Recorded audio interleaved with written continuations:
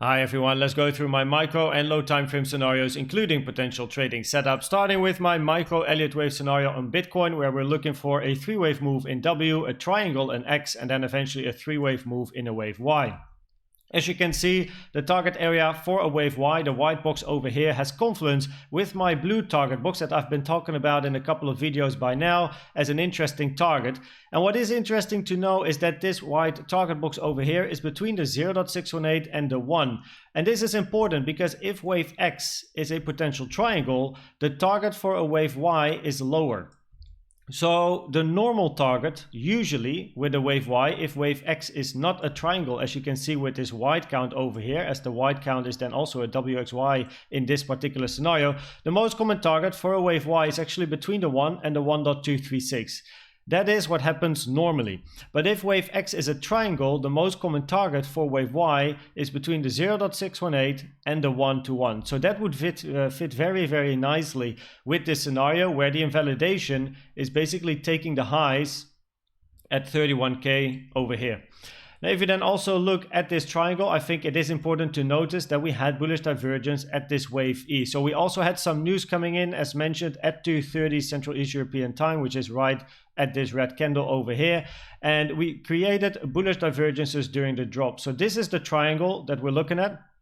You can see over here, price has a low. It made a higher low in price. But if we look at the yellow line, you can see it made a lower low, as well as on the blue line, lower lows on the CVDs, but a higher low on the price, which is a bullish CVD. And if we look at price at the moment, as it stands now, you can see we also have another bullish CVD on blue as well as on yellow on the both of the CVD lines.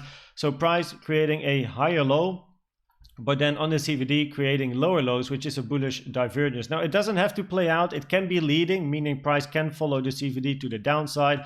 But in this particular scenario, the CVD at the end of a triangle is exactly what you like to see. So we have then A, B, C, D, E.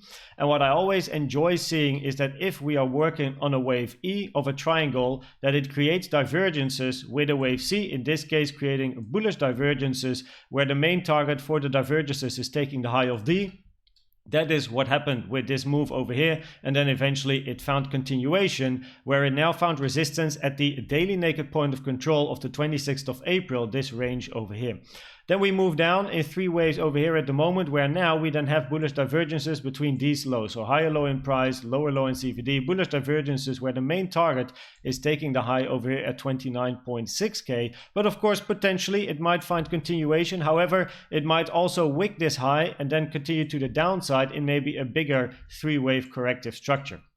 If we then look at the potential trading scenarios that we basically have a more risky one and we have a more safer one, right? Whatever the taste is. This is, of course, purely educational, guys. You know how it is. We're on YouTube.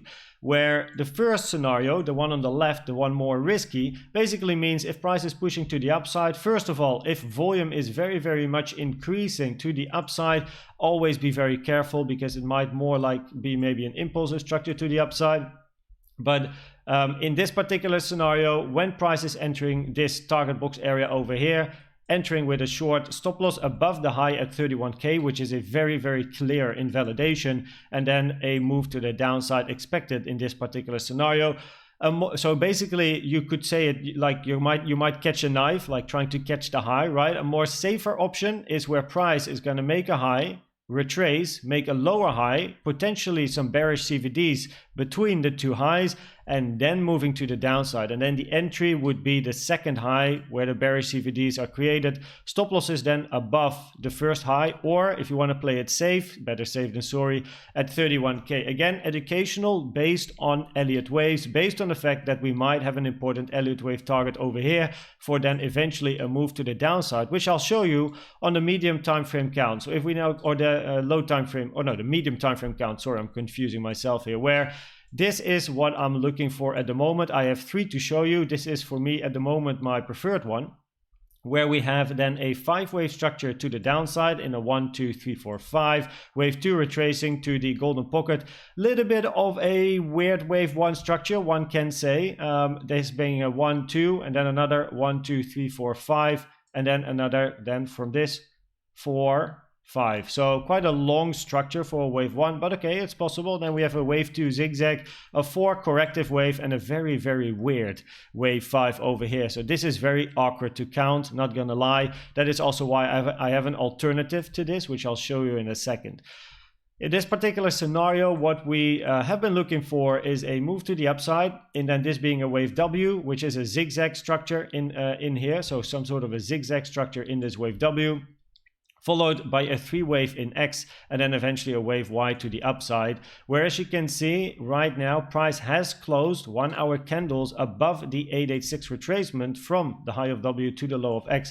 And when that happens, it is very likely, or at least I should say, there is a high probability that we are going to take the highs after closing candles above the 886. What you actually want to see with an 886 retracement is what we have seen over here with the low of this wave X. You want to see it wick into the 886 and then move away from the 886 and not close candles above, in this scenario, the 886, and then range right below, right?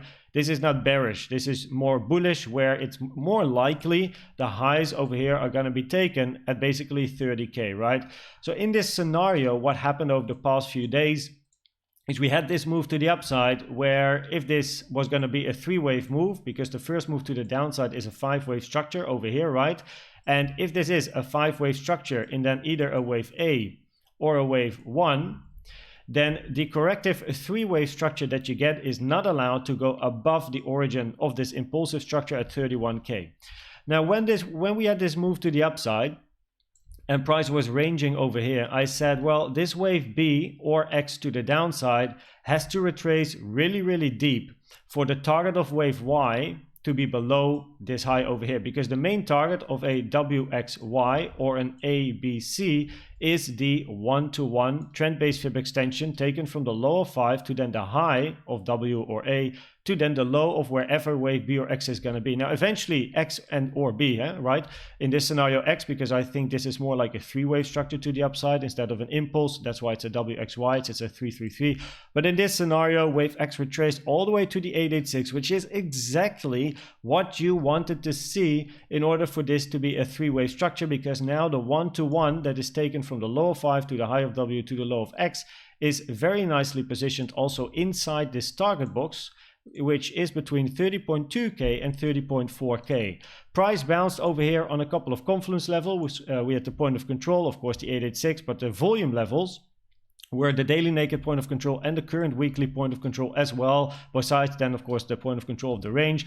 So this was a very interesting area for a bounce, where now we have been grinding to the upside, and I do think a little bit more upside is expected. And then it depends on how price is going to reach this area, right? So we have to wait and see. And then after this scenario, after we basically then finish wave Y, what is then expected is a continuation to the downside in an impulsive structure, as this was an impulsive structure as well. So you expect basically another structure of at least about the same length of this structure, like the first structure to the downside here in 5 waves, where I do think an interesting target is the yellow target box that I have down here between 24,850 and 24.3K. There's a lot of confluence over there, and also it's an important level with the high time frame counts that I have as well. Now, I do have the word news over here because that is important. If we go to the news, we do have news today, and I only look at the red flags. I don't really know what it means. I just know it's creating volatility at 2:30 p.m. Central East European time. You might want to check your own time zone on this website. I'm not an affiliate or whatever. I just use this website. So at 2:30, volatility can be expected. So make sure that whatever happens, you trade safe around those times, because volatility might kick in. And that might also be the moment, if volatility is going to kick in, that might be the moment we might push to the upside, take the highs as well. Because, you know, volatility, taking the highs and looking for liquidity might be an attractive time to push to the upside. So if we then go to the more bearish scenario, where, as mentioned, this move to the downside can either be a wave A or a wave 1. So the ABC is a 3-wave structure to the downside, which is more bullish, because after this wave C, you then expect continuation to the upside. However, I also prepared for you a more bearish scenario, where this is then a wave 1, followed by a 3-wave in 2, and then a wave 3 to the downside, which is an impulsive structure to the downside, where the big difference, what you want to see with a wave 3, compared to this being a wave C. So if this is a 1, 2, 3, you want to see volume picking up immensely during this wave 3. You want to see the volume increasing, while if this is more like an ABC, the volume in wave C should be around like the same amount of volume of wave A, or less volume than wave A, that to basically show it's still a corrective structure and not an impulsive structure. So that is definitely something to keep your eye on, and this is by far the more bearish scenario, where the high again is not allowed to be taken.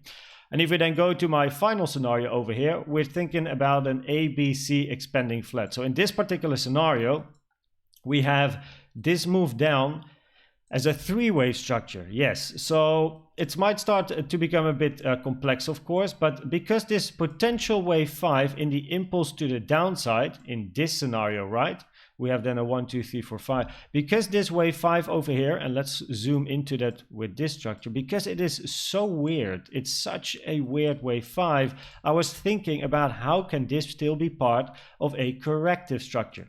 Because if we go to the 15-minute, and I show you this, a wave 5 needs to have 5 waves. You can force 5 waves in some sort of an expanding diagonal, but these are extremely rare. So you would think a 1, 2, 3, 4, and then maybe a 5 in an expanding diagonal. Yes, it is a possibility, but these are very, very rare. And it looks more, if you look at it just by now, like close your eyes, open your eyes, and you'd be like looking at this structure, you think, oh, this is a 3-wave. You know, that's the first thing you might think. So because of the final wave 5, I've also been thinking about a potential corrective structure over here, where there's 2 targets in this scenario.